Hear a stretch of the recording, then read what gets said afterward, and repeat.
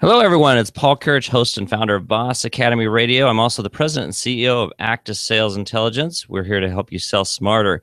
So we've got an amazing guest today. I started doing these market research interviews a while back. Now, Boss Academy Radio, we're approaching our 100th episode, but we've got a guest today that I think is going to really stand out among this series we're doing for the research industry, where we've had people like David Harris, Meryl Dubrow. But today we've got Bob Lederer, and he is the editor, publisher, and founder of RFL Communications. And if you're not familiar with RFL Communications, they've got publications like the Research Business Report, Research Conference Report, Research Department Report, Pharma Market Research Report, Research Business Daily Report, which you can find on YouTube, and their newest product, which is RFL Market Research Toolbox Report. And Bob has been somebody that I've known in the industry for a while, and he's out there doing big things, and he's in touch with a lot of people in the industry. So I think he has a great perspective on what's happening. Bob, I want to welcome you to Boss Academy Radio. Hello there. How are you, Paul? And hi to the Boss Network. Hey, we're grateful to have you here. And so let's talk a little bit about what you're seeing happening out in the industry. Well, if we're talking about 2016, so far, I think, most people are having at least an acceptable year. In the business. I don't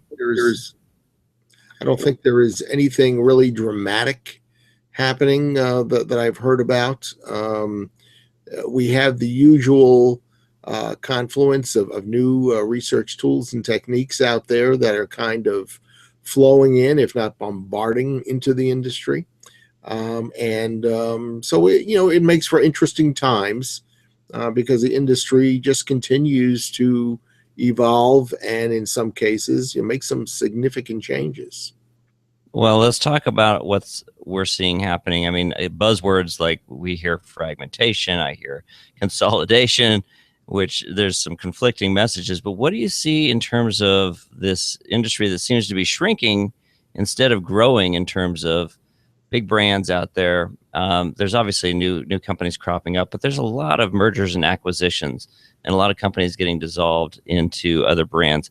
What do you see happening with that? Well, a couple of years ago, I think it's quite interesting what you just brought up. The feeling was that with the middle and large tier players merging and acquiring each other and such, that we kind of reached a point where the acquisitions were slowing. I don't think that that's the case. I think there are a good number of acquisitions still taking place, but a lot of them, I think, are taking place perhaps a little out of our view. And there's a lot of acquisition activity going on between companies from different spheres within the research industry. In other words, you don't see so much agencies buying agencies as you see other kinds of companies buying agencies or vice versa. So you're seeing, perhaps more well-rounded in 2016 terms, research organizations out there, organizations that can do more different things than they could do before. They're not at all necessarily in, the traditional or in the pure market research realm. Well, it almost sounds like you're alluding to the idea that innovation is strong within our industry, and that is I guess, conflicting message to probably the traditional space, but I'd argue that there are some creative things happening out there. Are there some forms of innovation that you're excited about, that you see some real potential? I don't think there's any shortage of innovation out there. I'll get to answer specifically what your question just was in a moment, but the thing that is perhaps disturbing to me is that a lot of the innovation that is taking place is basically, I think, kind of being thrown out there against the wall and to see what sticks. One of my pet peeves about what I see happening, and this, let's take mobile market research as I think is a prime example, is rolling out the concept of doing mobile research, but not really being as prepared to advise and counsel clients who are going to use it about what its best uses may be, which is another way of saying there's a great deal of experimentation going on with these new capabilities. And I happen to believe there's too much experimentation going on, which I think has a positive side in that we are open to trying new things. But on a negative side, the time and the attention I don't think has been taken and devoted to really rolling out, these new tools or techniques with a real education under the belt of the company that is rolling it out. And I think ultimately that just kind of extends how long it's going to take for tools like these to be put to use. And let me be real specific about mobile, because we made reference to this about a week ago on our Research Business Daily report.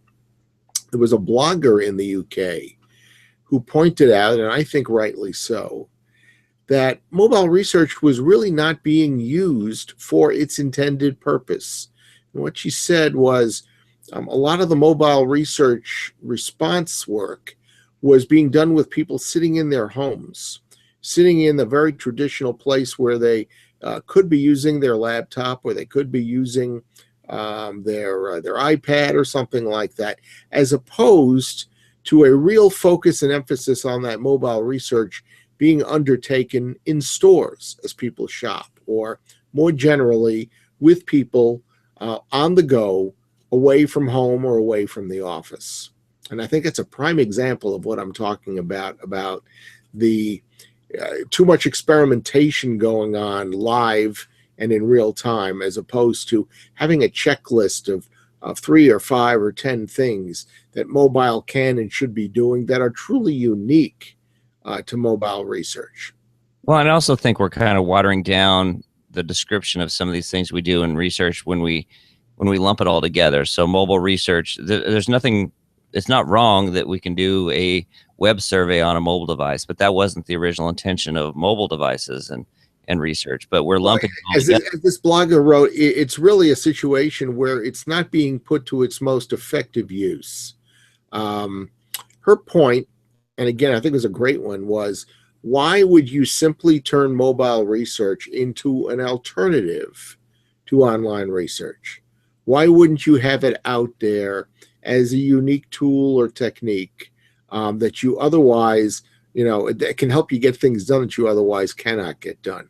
Or as something that I came to understand 15 or 20 years ago. We had an associate editor here, Mark Dresner, who many of the people in the industry may recognize. He now works for IIR. And he one day turned to me and said, Bob, one of the problems with online research, and we were dealing with online research in its infancy back then, is that there's too much attempt being made to try to do online what you already are doing offline, as opposed to trying to do some really new things that you can't do offline.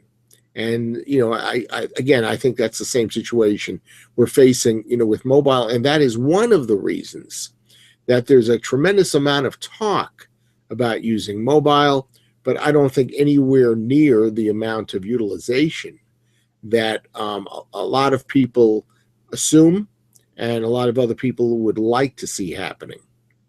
Yeah, but the only tough part about that is it flies in the face of the reality that we all are living on our mobile devices today. And when we take surveys, often that's the instrument we're using. So do you still call that mobile research, or should it be labeled something else? How do we keep this from being kind of watered down from something that's really innovative to something that is just kind of taken for granted? Well, I don't know if it's being taken for granted. I just think it's being largely misused. The interesting counterpoint to what we're both saying here is that study after study is showing that most surveys are still not being optimized for use in mobile situations.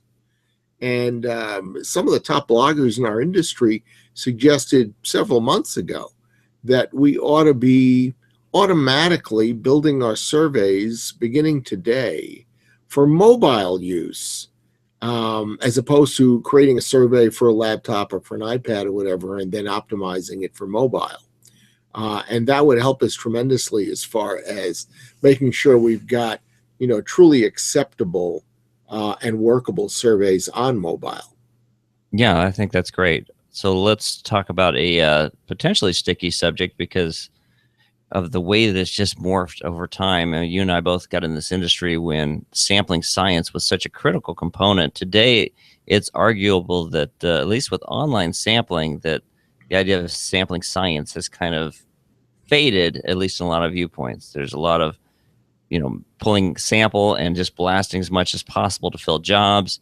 A lot of the panel companies are having to bring in partners to fill jobs, so they're supporting their competition, and it's creating this kind of really interesting environment. Now we've got Fulcrum Exchange, where there's companies out there that are out there positioning themselves as panel companies or sample companies because they can buy through the exchange. What do you see happening in the sampling space that either concerns you or excites you? I'm not really concerned about what I see, and I am excited about things I have seen and heard. For instance, from Microsoft, which is doing in a New York office a great deal of examination and investigation into the makeup of sample and whether you truly need to be following the research industry's long-held beliefs about having a balanced sample and making sure you have enough men and women and Caucasians and African Americans and Hispanics and young and old, and et cetera.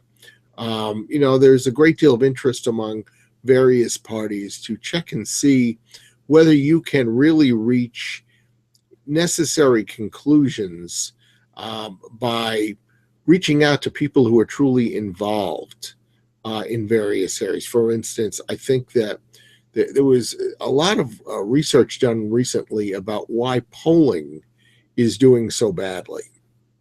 And one of the core conclusions that I saw coming out of the UK is that a primary reason why polling for their big general election last year simply came because they did not deal and get into their sample enough people who were really concerned about the election and were planning to vote in the election.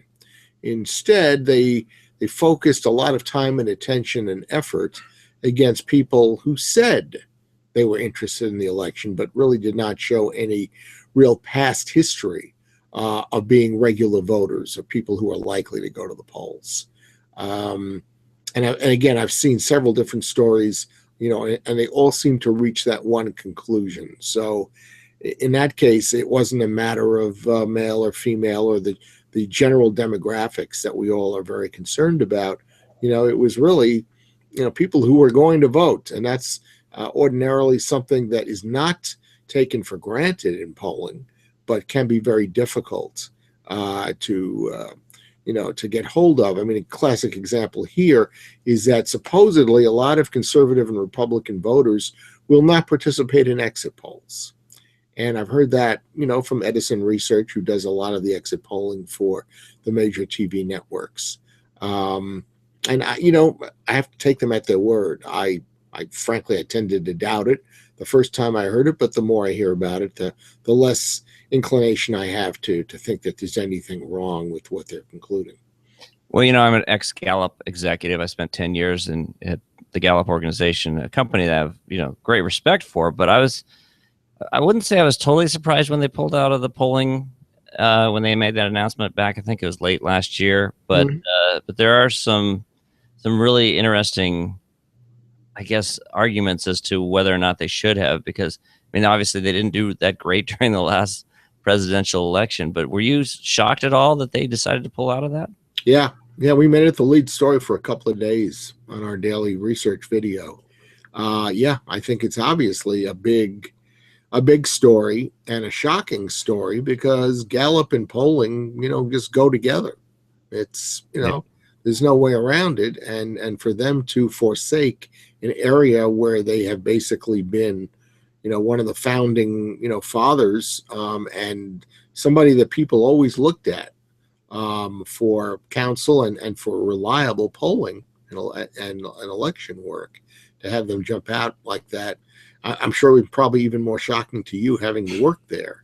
And yet, the fact that they were willing to do it and to explain why they were going to do it was really very telling and very important for our industry to understand, from a lot of different angles. Well, it's interesting. When I was there, they were a primary research firm. There's no arguing about it. Polling company, primary research. And then when I left, they shortly after morphed into this management consulting firm using research to back up their findings.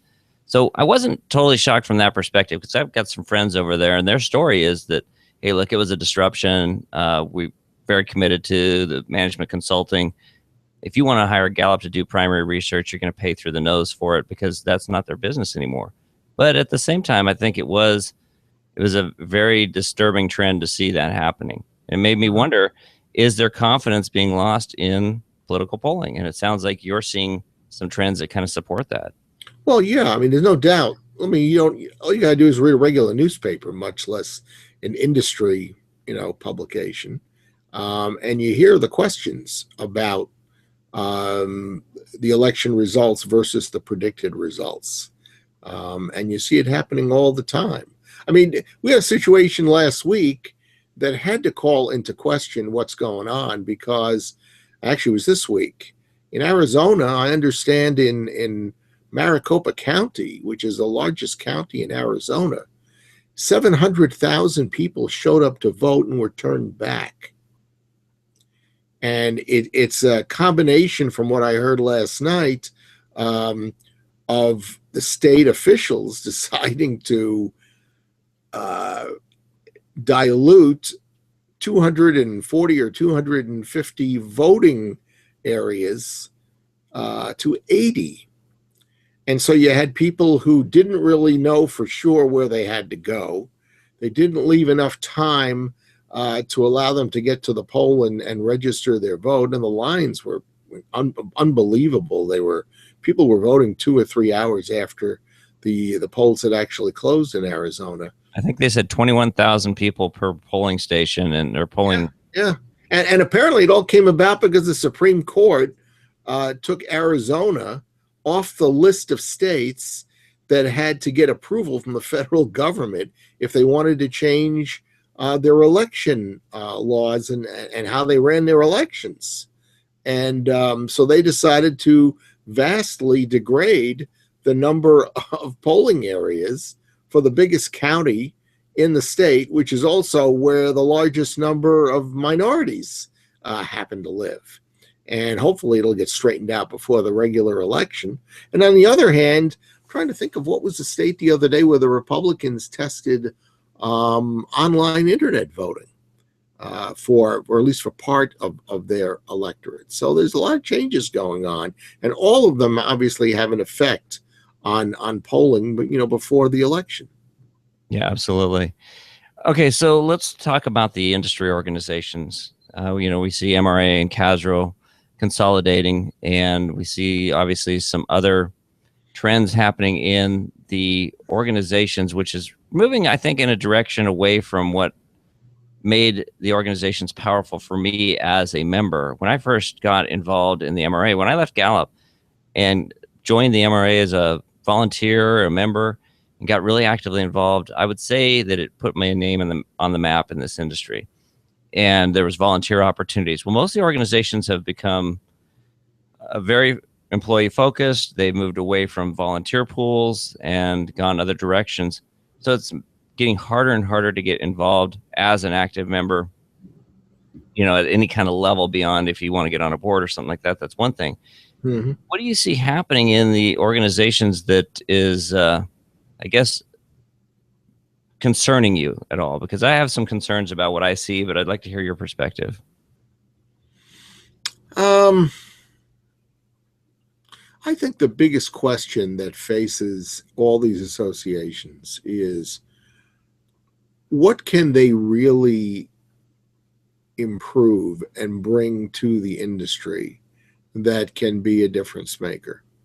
I think MRA and CASRO merging is a terrific idea. And let's face it, for the 22 years I've been in the industry, and you probably have been in it at least as long, there's been complaint after complaint from agencies and also from some clients about the number of associations in our industry, which translated into the number of membership fees that they had to dole out. And so anytime two major associations become one, and I don't think there's that much difference between the membership of Casro and the membership of MRA, so that one really makes sense. But I was at ARF last week in New York, and simultaneously to that meeting, MRS, which is the biggest research association in England, was running its annual meeting. And I talked to a bunch of ARF people, and they said, geez, somebody dropped the ball there. We shouldn't be running our conference the same week as they do, and or vice versa.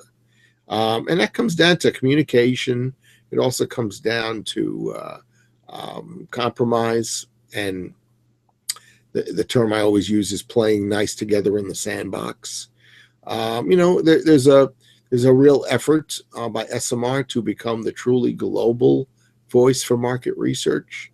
And that is in a very, very important role. But I would guess that also kind of steps on the toes of the ARFs and the MRSs and the associations in all the other major developed countries around the world. So, what disturbs me about it? There's obviously a tremendous amount of politics, and there's also a tremendous amount of pay to play. I mean, at the ARF last week, to be honest with you, the first 30 or 40 minutes of the conference was devoted to basically advertising from Nielsen about one of its, new major media research services. Clearly, they spend a lot of money with ARF, and so ARF wants to placate them, probably make them very happy. But sitting there, I wondered, really, this is how you start your annual meeting? It didn't, I haven't said anything to this point, but it really didn't sit well with me. And I doubt it did with a lot of the attendees, although they all understand why it happened. So, something like that, does kind of bother me. I'm not losing any sleep over it, but I just think you can make better use of the time, the 2.5 or 3 days that you have with your devoted membership, once a year. Now, you actually have some experience outside of the research space, I believe, with conferences, and you have anything that you wish you would see more of at events in our industry? I don't think we've got any shortage of them. That's and we obviously, like we have a lot of new companies, we have a lot of new conferences that seem to be popping up every year. And obviously there's enough money being made there that it's not stopping anybody from running a conference, although some of the bigger ones are clearly, taking something of a hit. I think I could be wrong, but I think the ARF attendance was down somewhat last week. Certainly, I think it was under 1,000 from what they told me. And I've been there in recent years where it's been 1,100, 1,200. I know that IIR and their market research event, as well run as it is and as solid as far as information goes and new material goes, and as client focused as it is, I think they have been having some problems, continuing to grow that business. So I go to less conferences these days, not because I'm not interested and not because the conferences aren't worthy. I just, don't find them to be necessarily as compelling as I'd like them to be. Well, I think that's fair. I mean, I used to go to 5 or 6 myself every year or more, and there used to be can't miss events, and it's hard to say there's can't miss events. I would argue that I don't see as big an impact going to some of these events as I used to. Mm-hmm. I think the volunteer pool was a mistake when the organizations moved away from that, because you had people very vested in being there, and not just as attendees, because they're helping, because they're making an impact. And most of the organizations have moved away from that model. And so I've been talking to a couple of the organizations about trying to bring that back, because it gives people that are new to this industry a way of getting engaged, making connections, building relationships, becoming a part of this industry at a level that they can't. And I'd argue also that the companies that were supportive of their people being volunteers were very actively involved, and some of those companies have pulled back because there's just not as much reason for them to be engaged in that. Well, I think the volunteerism also brings up another issue, and that is with the amount of money that is required to keep an association running these days, and big players, funneling a lot of membership money into an association. If you're a relatively new company and you wanted to become active in any of these associations, would they really let you necessarily in on every area you might be interested in making a contribution to? And B, if you got on there, how much of a contribution could you make? Would they listen to you? Because what's the old saying? Money talks. Yeah, absolutely. Well, Bob, this is great. I mean, I really appreciate you coming on and talking, but we do have a couple questions. I think that there's some amazing topics that we could really dig into, but one of them that came up is, where do you see venture capital playing a part in this industry? Because it seems like there was a real influx of venture capital at certain levels, but it seems like it's pulling back. Do you see venture capital playing a bigger role as we move forward? Yeah, I think it will, but it depends on how you define where. The big money has been going in recent years into analytics. And for the short term, I don't necessarily see that changing. The money goes where these VCs see real potential and real growth. And that's where, analytics is. And we have a story coming out in our research department report in the next week or two about LinkedIn and their big move in the last 3 years from the research perspective has been to link up with analytics so that they could bring the behavior and the attitudes together and make the most sense, out of things. And that's obviously something that the researchers have been trying to do for forever. Okay, another question was, what do you think of Vision Critical? Let's see, let me read that again. What do you think of Vision Critical making all of these major acquisitions that don't seem to really be directly connected? I regularly question synergies that take place between companies, even between very large companies. But I think when it comes to a company like Vision Critical, Andrew Reed's a really smart guy, and until I see him fail with some of those things, I wouldn't really have a reason to doubt any acquisition that they want to make. And again, it gets back to what I said before about research agencies buying, other organizations that are not really part of what we consider the research community, and yet they've got, a really important place or potential place, with the organization that has acquired them. And I think that's what we're talking about here. So it remains to be seen what Vision Critical is going to turn some of these companies into for their benefit. I mean, they have Vision Critical also has a different kind of approach as to, what it wants to do with research and how it wants to use the tools and techniques that they have. Yeah, I also wonder if this person had mentioned Vision Critical and they meant Focus Vision. Absolutely, that was what they Same thing would apply there, although they're buying more traditional companies. They're just trying to, fit that puzzle together.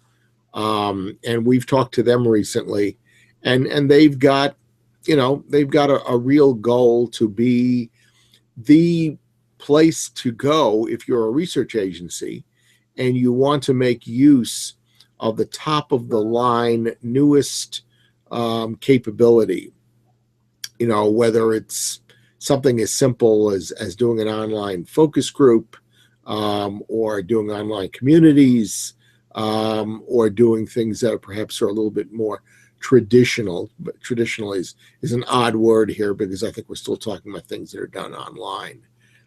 So I think that's what we're talking about there. And in fact, you'll hear from them, on our Research Business Daily Report in the next week or two.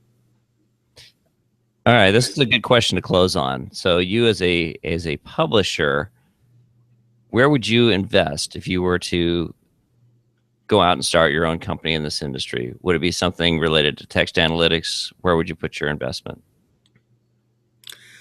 That's almost impossible for me to answer because my running, explanation of what I do is also a joke, which is I'm not a professional market researcher. I just play one on television. Um, I don't know. I don't know where I put the money. Again, the smart money, the VCs are going into analytics.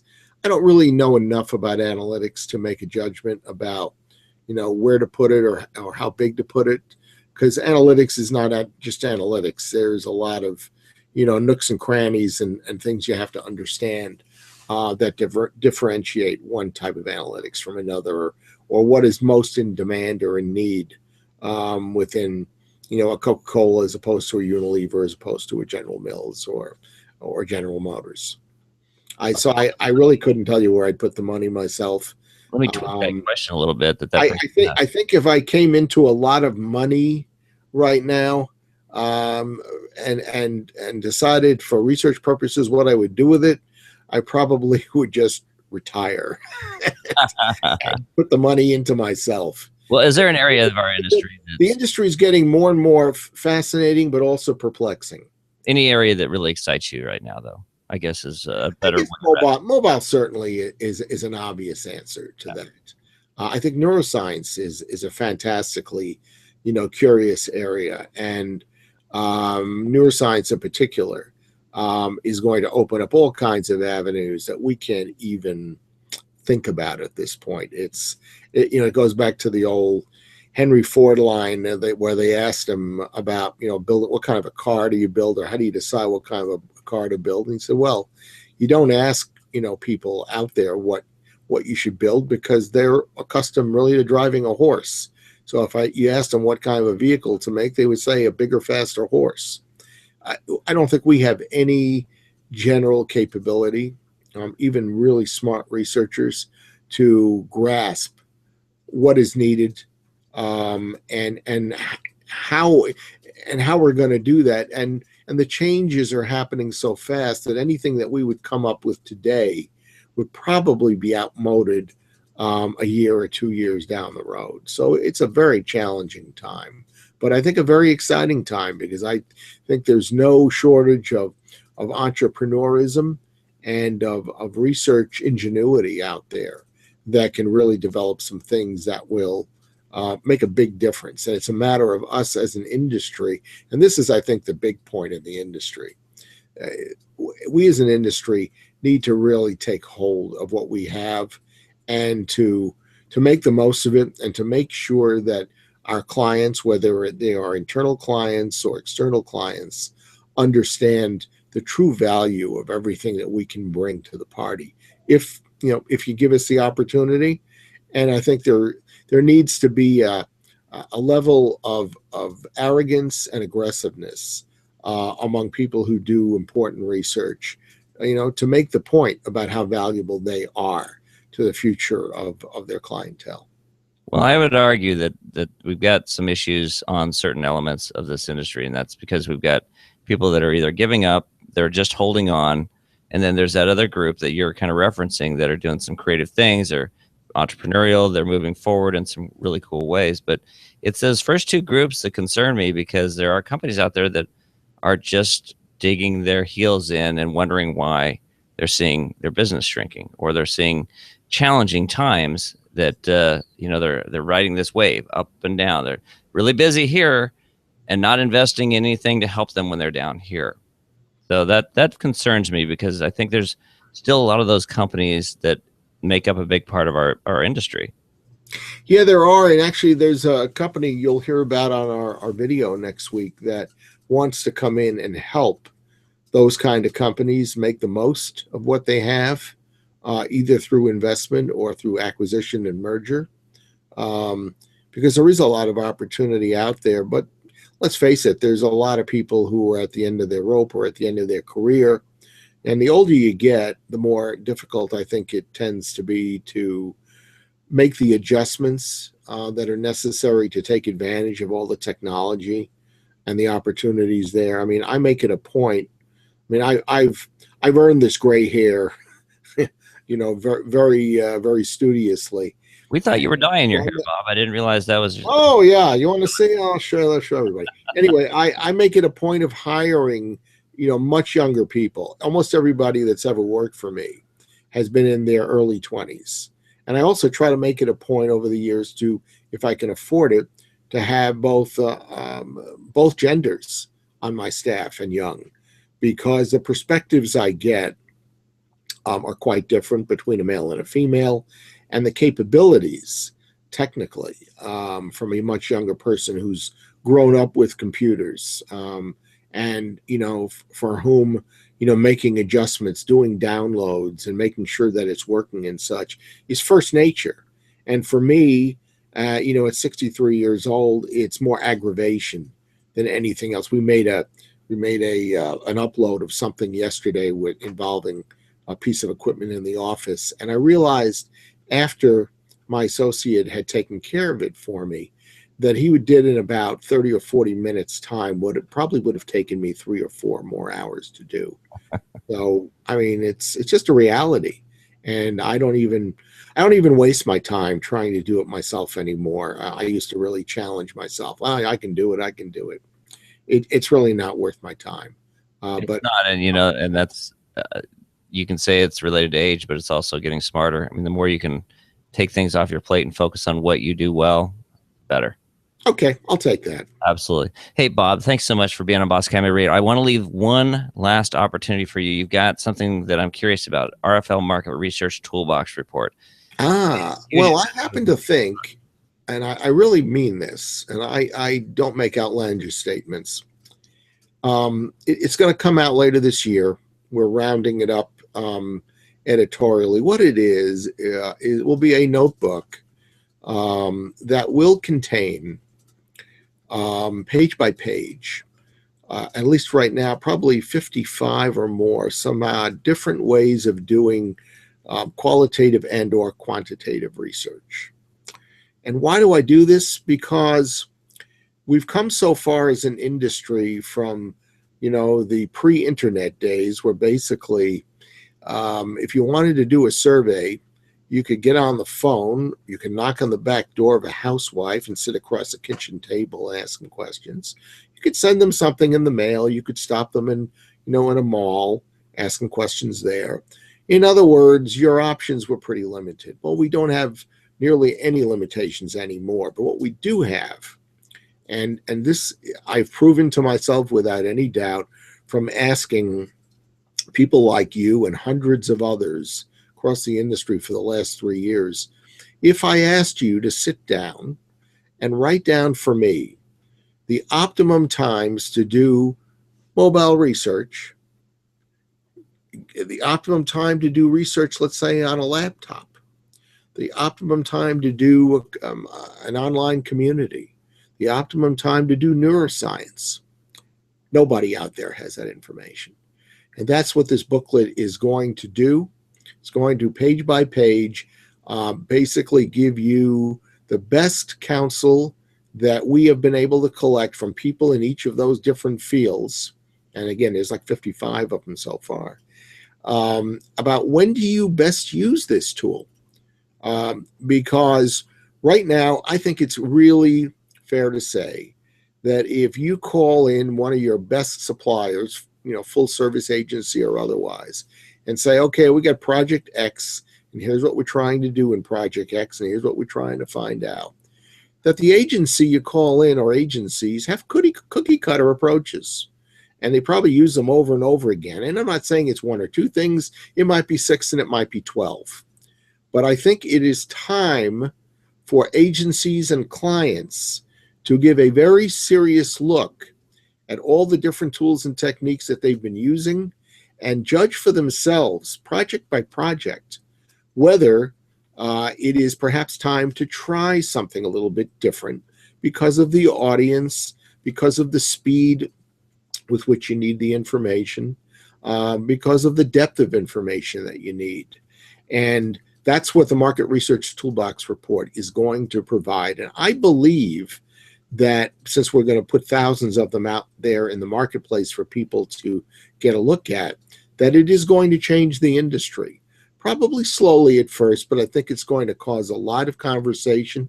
And I wouldn't even be surprised if some of the associations jump in and take a very serious look at it. I would think, for instance, that the new MRA CASRO combination would find it a fascinating document, as will, I think, most client research departments. That's great, Bob. Thank you so much. We're still looking, by the way, we're still looking for people who want to make a contribution to it informationally, because if you are an expert in something, we would like to hear from you. And you can see my website there right under my picture, so you can find out there, because there is information at rflonline.com. Just look for the toolbox in the upper right hand corner. It's a piece of art, and you can access all the information. And we're looking for sponsors. Great. We'll actually have a link in the show notes for that. Bob, thank you so much for coming on Boss Academy Radio. Thank you, Paul. Please don't fail to invite me back again real soon. Absolutely. Once again, this is Boss Academy Radio, where BOSS stands for Business Ownership Success Strategies. I'm Paul Kurtz, your host and founder. We want to thank you so much for being here. You can check us out at bossacademy.com, and my company is out at actussales.com, ACTUSSALES.com, where you can learn to sell smarter. Thanks so much for tuning in. I hope you have an amazing day.